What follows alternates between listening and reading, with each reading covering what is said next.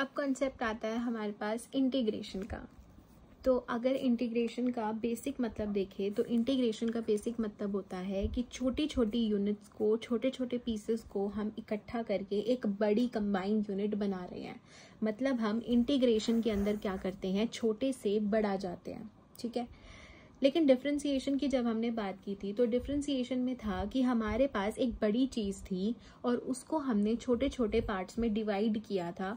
Differentiation और derivative दोनों एक चीज थी, और डिफरेंशिएशन के नाम में ही आता है डिवाइड करना, ठीक है। तो डिफरेंशिएशन का मतलब था छोटे छोटे हिस्सों में डिवाइड करना एक बड़ी चीज को, और इंटीग्रेशन उसका उल्टा है कि एक छोटी छोटी चीजों को एक कंबाइंड बड़ी यूनिट बनाना। तो हम कह सकते हैं कि जो डिफरेंशिएशन और इंटीग्रेशन है वो एक दूसरे के रेसिप्रोकल है। रेसिप्रोकल कैसे हैं उस चीज के बारे में हम अभी आगे बात करेंगे। लेकिन अब हम इंटीग्रेशन देखें अगर, तो इंटीग्रेशन आगे दो तरीके का है, डेफिनेट इंटीग्रल और इनडेफिनेट इंटीग्रल। इनडेफिनेट इंटीग्रल में क्या होता है कि हमारे पास एक फिक्स वैल्यू नहीं आती, बल्कि आंसर जो है वो वेरिएबल में ही आता है। लाइक जिस वेरिएबल में हमें क्वेश्चन दिया हुआ है उसी वेरिएबल में हमारे पास आंसर आता है, कोई कांस्टेंट टर्म नहीं आती, कोई नंबर नहीं आता। तो फिक्स वैल्यू ना आने की वजह से इसको हम इनडेफिनेट इंटीग्रल बोलते हैं। जबकि जो डेफिनेट इंटीग्रल है उसके अंदर हमारे पास लिमिट्स दी होती है, जिसके बारे में आगे बात करेंगे। बट अभी के लिए जो डेफिनेट इंटीग्रल है उसके अंदर मेरे पास एक फिक्स वैल्यू आती है, हमें लिमिट्स दी होती है। उन लिमिट्स को वेरिएबल की जगह रख कर हम एक फिक्स वैल्यू या कांस्टेंट वैल्यू या नंबर निकाल लेते हैं। तो इंटीग्रेशन क्या था कि छोटे छोटे पीसेस को कंबाइन करके एक बड़ी यूनिट बनाना। दो तरीके का इंटीग्रेशन है, डेफिनेट इंटीग्रल और इनडेफिनेट इंटीग्रल। डेफिनेट इंटीग्रल क्या था, जिसमें हमारे पास एक फिक्स वैल्यू आती है, हमें वेरिएबल की भी एक रेंज या लिमिट दी होती है जिसको पुट करने के बाद हमारे पास एक फिक्स नंबर आ जाता है। बट इनडेफिनेट इंटीग्रल में जो हमारे पास आंसर है वो एक वेरिएबल के अंदर आता है, वो कांस्टेंट में नहीं आता है। साथ में जो इनडेफिनेट इंटीग्रल के आंसर्स होते हैं वो सबके अलग अलग हो सकते हैं। जरूरी नहीं है कि वेरिएबल में आ रहा है तो एक ही आंसर आएगा, हर बच्चे का वेरिएबल में भी अलग अलग आंसर आ सकता है, इट इज पॉसिबल। तो अब सबसे पहले बात करते हैं कि इनडेफिनेट इंटीग्रल क्या होता है। इनडेफिनेट इंटीग्रल का सीधा सीधा रूल आता है, अगर हमारे पास x की पावर, x में कोई वेरिएबल है, x में ही कोई एक्सप्रेशन है x की पावर n, अगर मुझे उसका इंटीग्रेशन करना है विद रिस्पेक्ट टू x, जैसे डिफरेंशिएशन में ये चीज मैटर कर रही थी कि हम किसके रिस्पेक्ट में कर रहे हैं डिफरेंशिएशन, वैसे ही इंटीग्रेशन में भी यहाँ डिपेंड करता है कि हम किसके रिस्पेक्ट में इंटीग्रेशन कर रहे हैं। तो यहाँ पर हम x के रिस्पेक्ट में अगर x के ही किसी फंक्शन को या किसी एक्सप्रेशन को इंटीग्रेट कर रहे हैं तो वो क्या होगा, x की पावर n है तो उसका इंटीग्रेशन होगा x की पावर n प्लस 1, पावर में 1 ऐड करना, और जो पावर है वो डिवाइड में डिनोमिनेटर में आ जाएगी। साथ में जो मेरे पास ये आंसर आया है इसके अंदर मैं प्लस सी करूंगी। प्लस सी का मतलब क्या है कि अभी मैंने बताया कि इनडेफिनेट इंटीग्रल में एक फिक्स्ड वैल्यू नहीं आती है, वेरिएबल के अंदर आंसर आता है। तो इस वेरिएबल में इस सी क्या डिनोट कर रहा है कि एक वो फिक्स्ड क्वांटिटी है जो मैं इस वेरिएबल के अंदर अगर ऐड कर दूंगी तो मेरे पास डेफिनेट आंसर आ जाएगा। मतलब इनडेफिनेट इंटीग्रल में हमें सीधा सीधा इंटीग्रेट करके जो आंसर आया है उसके अंदर सीधा सीधा बस प्लस सी लगाना है, बात खत्म। अब एग्जाम्पल से समझने की कोशिश करते हैं। जैसे मेरे पास है एक्स स्क्वायर का इंटीग्रेशन करना है मुझे विद रिस्पेक्ट टू एक्स, क्या हो जाएगा, एक्स की पावर 2, यहाँ पर n थी तो n में एक ऐड किया था तो यहाँ पर भी हम एक ऐड कर देंगे, और जो पावर में है उसको एज इट इज डिनोमिनेटर में लिख देंगे प्लस सी। तो मेरे पास इसका इंटीग्रेशन आ जाएगा x cube divided by 3 plus c, ठीक है। सेकेंड एग्जाम्पल लेते हैं। हमारे पास है इंटीग्रेशन ऑफ 2 dx। 2 मेरे पास यहाँ पर कांस्टेंट है, क्या मैं इसको ऐसे लिख सकती हूँ, integration of 2 into x raise to the power 0 into dx। मुझे पता है anything raise to the power 0 is 1, तो मतलब x raise to the power 0 भी 1 हो जाएगा, एंड 2 1 जा 2, तो मेरे पास आना तो यही एक्सप्रेशन है। तो मैं इस एक्सप्रेशन को यूं लिख सकती हूँ। अब इसको इंटीग्रेट करते हैं, जो कांस्टेंट है वो बाहर आ जाएगा, जैसे डिफरेंशिएशन में आता था। ये बच गया integration of x raise to the power 0 dx। तो क्या हो गया, 2 इंटू एक्स की जो पावर है उसमें 1 ऐड करना और जो पावर में है उसको डिनोमिनेटर में ले जाना, प्लस में c कर देना। तो 2 into x plus c, that is 2x plus c, मेरे पास आंसर आ गया। नेक्स्ट है हमारे पास x raise to the power half dx।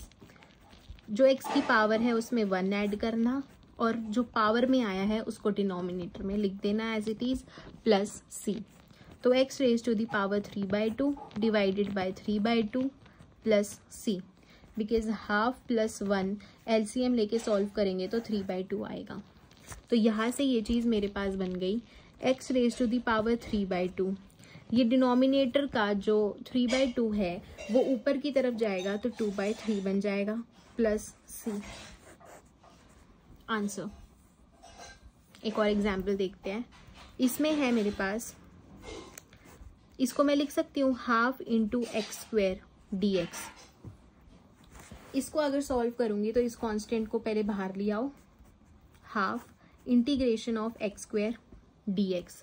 तो हाफ इसका इंटीग्रेशन करेंगे तो जो पावर है एक्स की उसमें 1 ऐड और जो पावर में आ रहा है वो डिनोमिनेटर में, प्लस सी। तो ये बन गया हाफ इंटू में x cube divided by 3 plus 1, that is x cube divided by 6 plus c. Answer. Okay, एक थोड़ा सा अब रूट का एग्जाम्पल लेके देखते हैं। Integration of 1/√x dx। तो मैं इसको लिख सकती हूँ 1/x की पावर हाफ dx, क्योंकि रूट का मतलब है हाफ है। अगर मैं इसको ऊपर लेके जाऊंगी तो x की पावर माइनस हाफ बन जाएगा dx। तो मेरे पास बना x की पावर माइनस हाफ dx का इंटीग्रेशन। इसका मैं इंटीग्रेशन करूंगी तो जो x की पावर है उसमें +1 और जो पावर में है वो एज इट इज डिनोमिनेटर में। तो ये बन जाएगा x की power half divided by half plus c. हाफ ऊपर जाएगा तो रेसिप्रोकल, मतलब 2 इंटू एक्स की power half plus 1, that is 2√2 plus c, 2√x plus c. मेरे पास क्या आ गया, आंसर आ गया। अब एक टर्म से ज़्यादा टर्म लेके देखते हैं। जैसे कि सबसे पहले हम इस एक्सप्रेशन को सॉल्व करने की कोशिश करते हैं। तो 2 टर्म है मेरे पास, एक तो x की पावर 2/5 है और एक x की पावर 1 है। तो हम ऐसे एक्सप्रेशंस में क्या करते हैं कि ये जो इंटीग्रेशन का साइन है वो दोनों टर्म्स के साथ अलग कर देते हैं। तो इंटीग्रेशन ऑफ x की power 2/5 dx plus integration of x raise to the power 1 dx। इसका इंटीग्रेशन करें तो x की पावर 2/5 पावर में 1 ऐड और जो पावर में आ रहा है उसको डिनोमिनेटर में, प्लस x का इंटीग्रेशन करें तो x जो पावर है उसमें 1 ऐड और डिनोमिनेटर में जो पावर में आया है वो एज इट इज। इसको सॉल्व करते हैं। ये बन गया x की power 7/5 divided by 7/5 plus x की power 2 divided by 2 plus c। ये अगर ऊपर की तरफ जाएगा तो ये बन जाएगा 5/7 into x raise to the power 7/5 plus x square by 2 plus c। Answer. इसको देखते हैं। इंटीग्रेशन ऑफ, मुझे पता है कि 3 टर्म है, एक्स स्क्वेयर माइनस 3x और +4।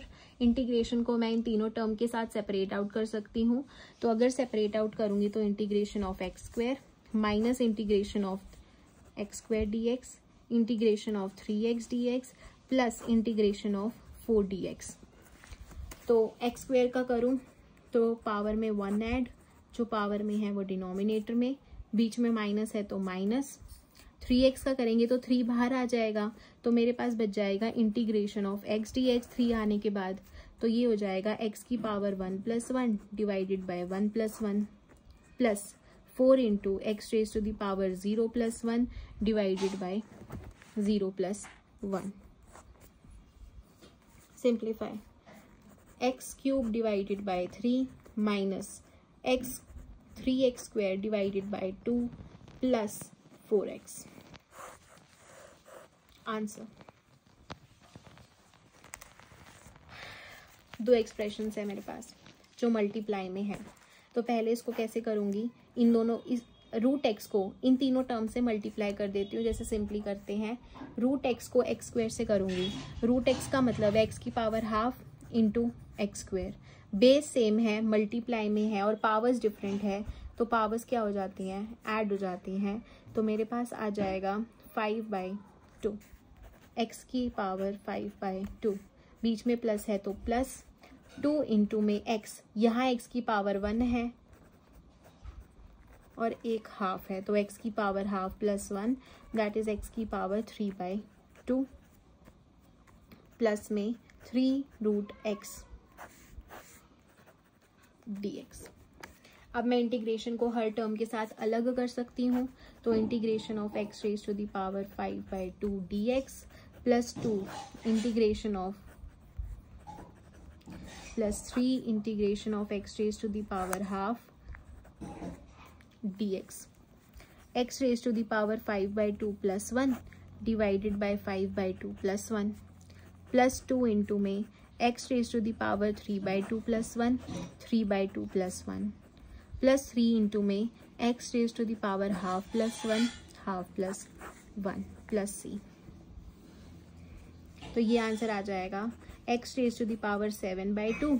ये नीचे वाला पार्ट बनेगा 7/2, ऊपर रेसिप्रोकल हो जाएगा तो 2/7 आ जाएगा, plus x raise to the power 5/2, ये नीचे वाला पार्ट बनेगा 5/2 और ऊपर जाएगा तो ये बन जाएगा 2 इंटू 2 4 हो जाएगा, 4/5। सिमिलरली यहाँ करते हैं, प्लस में इसको सॉल्व करेंगे तो बनेगा x की पावर 3/2, ये नीचे वाला पार्ट भी 3/2 बनेगा, 2 ऊपर जाके इससे मल्टीप्लाई हो जाएगा तो 6/3 प्लस c। मेरे पास आंसर आ गया।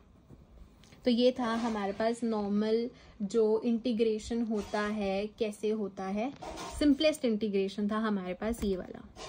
अब हमारे पास कुछ स्पेसिफिक आते हैं, उसके बारे में बात करते हैं। जैसे कि जब हमने एक्सपोनेंशियल फंक्शन का डिफरेंशिएशन किया था e की पावर x, वो मेरे पास क्या था, e की पावर x ही था। ये वाला जो डिफरेंशिएशन है, जब ये इक्वल टू के उस साइड जाता है तो हमारे पास इंटीग्रेशन बन जाता है। तो मतलब कि इंटीग्रेशन ऑफ e की पावर x क्या है मेरे पास, e की पावर x। तो e की एक्सपोनेंशियल फंक्शन ऑफ x मतलब e की पावर x का इंटीग्रेशन भी e की पावर x है और डिफरेंशिएशन भी e की पावर x ही है, और ये प्लस c मेरे पास इनडेफिनेट इंटीग्रल की वजह से लग गया।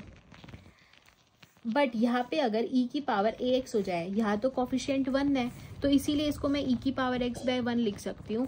तो जो नॉर्मली e की पावर x बन रहा था वो पहले लिखा था।